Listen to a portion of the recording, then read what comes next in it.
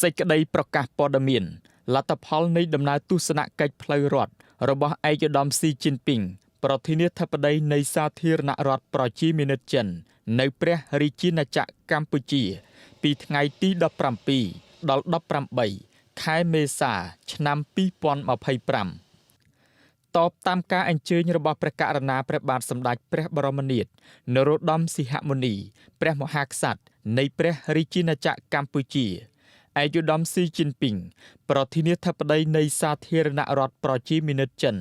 បានអញ្ជើញមកបំពេញទស្សនកិច្ចផ្លូវរដ្ឋនៅព្រះរាជាណាចក្រកម្ពុជាពីថ្ងៃទី17ដល់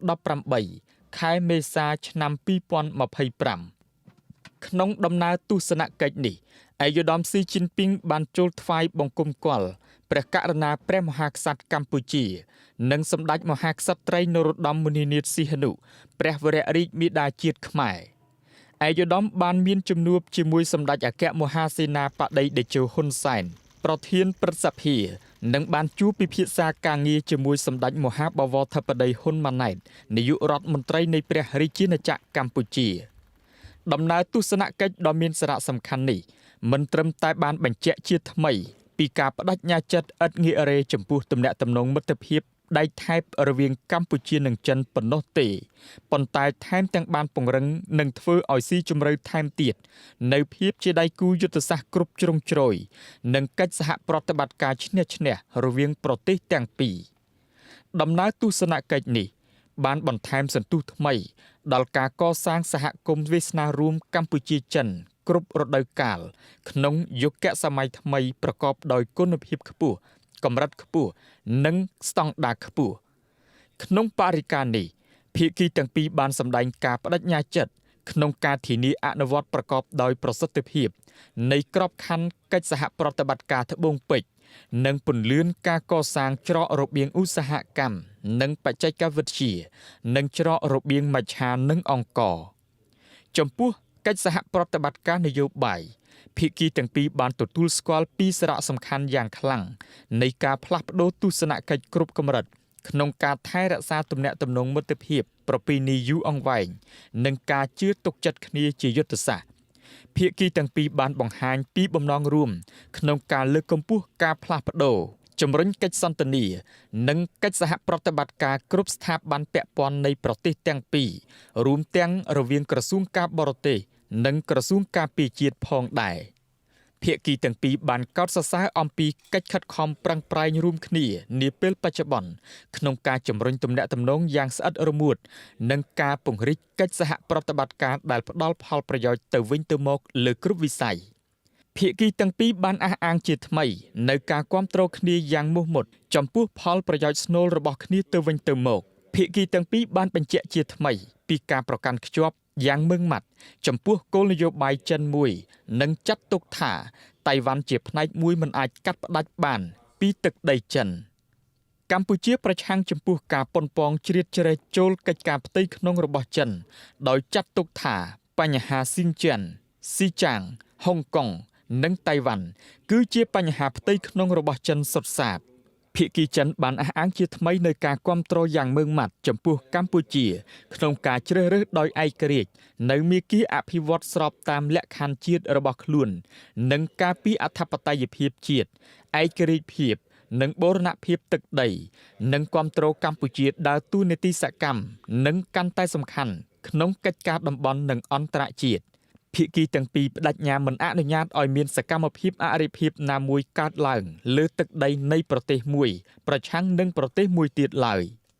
ចំពោះកិច្ចសហប្រតិបត្តិការអភិវឌ្ឍពាណិជ្ជកម្មនិងវិនិយោគភាគីកម្ពុជាបានវិយតម្លៃខ្ពស់ចំពោះសមិទ្ធផលសេដ្ឋកិច្ចសង្គមដ៏ឆ្នើមរបស់ប្រទេសចិន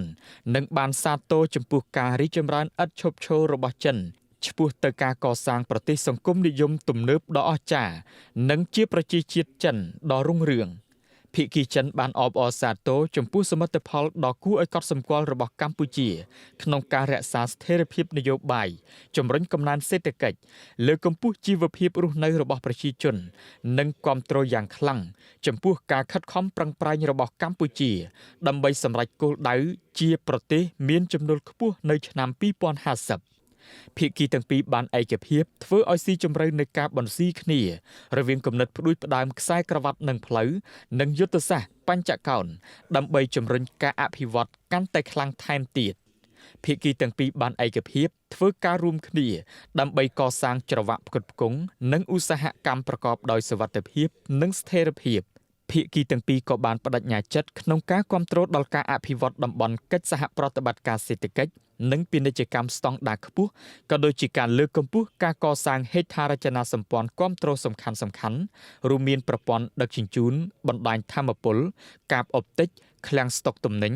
និងភស្តុភារកម្មភាគីចិនបានបញ្ជាក់ជាថ្មីនៅការគ្រប់គ្រងការអភិវឌ្ឍតំបន់សេដ្ឋកិច្ចពិសេសក្រុងព្រះសីហនុដើម្បីជំរុញការអភិវឌ្ឍខេត្តព្រះសីហនុនិងបានសន្យាលើកទឹកចិត្តសហគ្រាសចិនដែលមានសមត្ថភាពកាន់តែច្រើនមកបណ្ដាក់ទុននៅកម្ពុជាលើសពីនេះភាគីចិនក៏បានសម្ដែងការគ្រប់គ្រងយ៉ាងពេញទំហឹងចំពោះកិច្ចខិតខំប្រឹងប្រែងរបស់កម្ពុជាក្នុងការជំរុញគម្រោងគ្រប់គ្រងធនធានទឹកចម្រុះ Funan Daejeonភាគីទាំងពីរបានបដិញ្ញាចិត្តយ៉ាងម៉ឺងម៉ាត់ក្នុងការគ្រប់គ្រងប្រព័ន្ធពាណិជ្ជកម្មពហុភាគីផ្អែកលើច្បាប់បើកចំហដំណាភៀបបរិយាបន្ននិងគ្មានការរើសអើងខណៈរួមគ្នាលើកកម្ពស់ការរីកចម្រើនជាបន្តបន្ទាប់នៃច្បាប់របស់អង្គការពាណិជ្ជកម្មពិភពលោកក៏ដូចជាសេរីភាវូបនីយកម្មពាណិជ្ជកម្មការវិនិយោគនិងការសម្របសម្រួលភាគីទាំងពីរបានឯកភាពបន្តផ្ដល់ទូនាទីដល់កិច្ចព្រមព្រៀងពាណិជ្ជកម្មសេរីកម្ពុជាចិនកិច្ចព្រមព្រៀងភាពជាដៃគូសេដ្ឋកិច្ចគ្រប់ជ្រុងជ្រោយក្នុងតំបន់ពាណិជ្ជកម្មសេរីអាស៊ានចិននិងជំរុញយ៉ាងសកម្មឲ្យមានការចុះហត្ថលេខាលើពិធីសារដំឡើងកម្រិតកិច្ចព្រមព្រៀងតំបន់ពាណិជ្ជកម្មសេរីអាស៊ានចិន 3.0 ចំពោះកិច្ចសហប្រតិបត្តិការលើវិស័យការពារជាតិនិងសន្តិសុខភាគីទាំងពីរបានឯកភាពពង្រឹងយន្តការកិច្ចសហប្រតិបត្តិការរវាងកងកម្លាំងប្រដាប់អាវុធនៃប្រទេសទាំងពីររក្សាការផ្លាស់ប្តូរទស្សនកិច្ចជាញឹកញាប់នៅគ្រប់កម្រិតនិងបង្កើនសកម្មភាពកិច្ចសហប្រតិបត្តិការរួមទាំងការវឹកវើនិងសមយុទ្ធរួមដូចជាការសង្គ្រោះបន្ទាន់ការជួយសង្គ្រោះក្នុងគ្រាមហន្តរាយនិងការកែលម្អផ្នែកសេវាវេជ្ជសាស្ត្រនិងភស្តុភារកម្មភាគីចិនបានកោតសរសើរកិច្ចខិតខំប្រឹងប្រែងរបស់កម្ពុជាក្នុងការបង្ក្រាបល្បែងស៊ីសងតាមប្រព័ន្ធអ៊ីនធឺណិតខុសច្បាប់និងការឆបោកតាមប្រព័ន្ធបច្ចេកវិទ្យាព្រមទាំងបដិញ្ញាចិត្តក្នុងការពង្រឹងការសម្របសម្រួល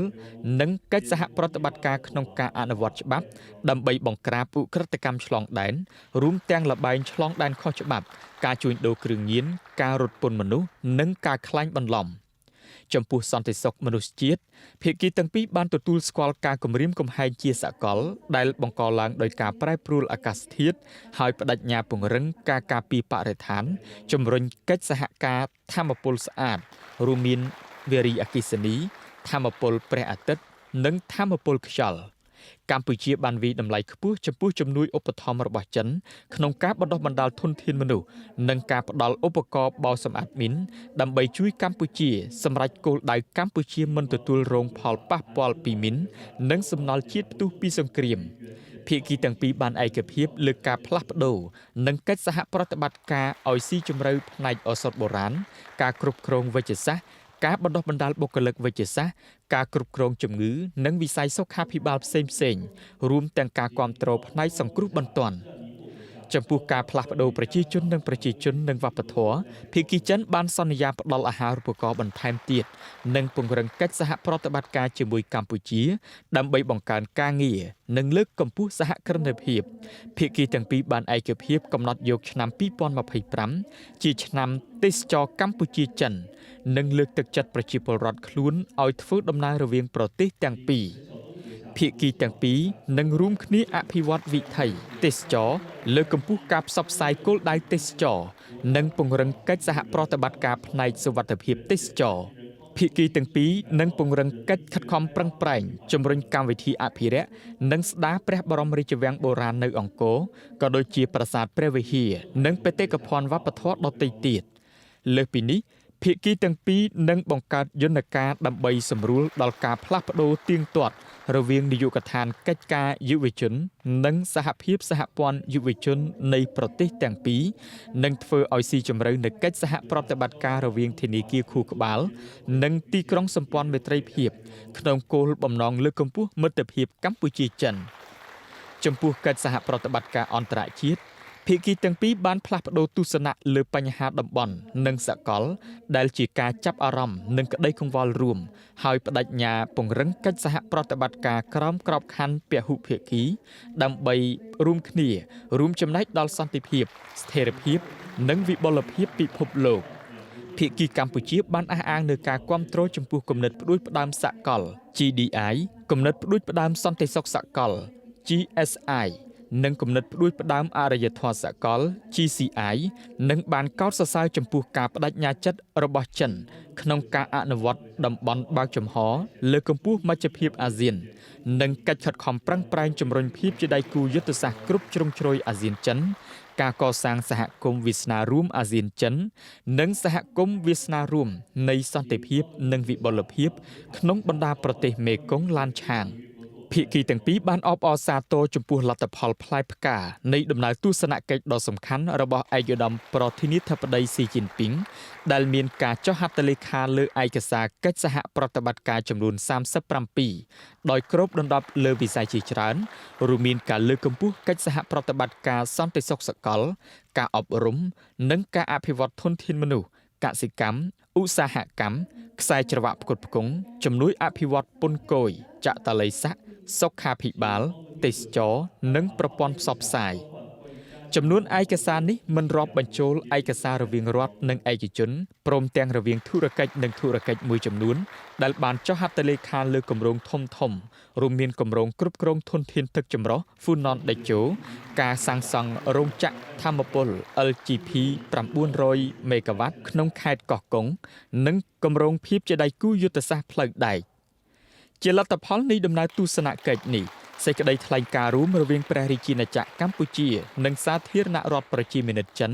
ស្តីពីការកសាងសហគមន៍វាសនារួមកម្ពុជាចិនគ្រប់រដូវកាលក្នុងយុគសម័យថ្មីនិងការអនុវត្តគំនិតផ្ដួចផ្ដើមជាសកលទាំង3ដែលនឹងត្រូវចេញផ្សាយនៅចុងបញ្ចប់នៃទស្សនកិច្ចថ្ងៃប្រហ័ស5រោចខែចែកឆ្នាំម្សាញ់សពស័កពុទ្ធសករាជ2568រាជធានីភ្នំពេញថ្ងៃទី17ខែមេសាឆ្នាំ2025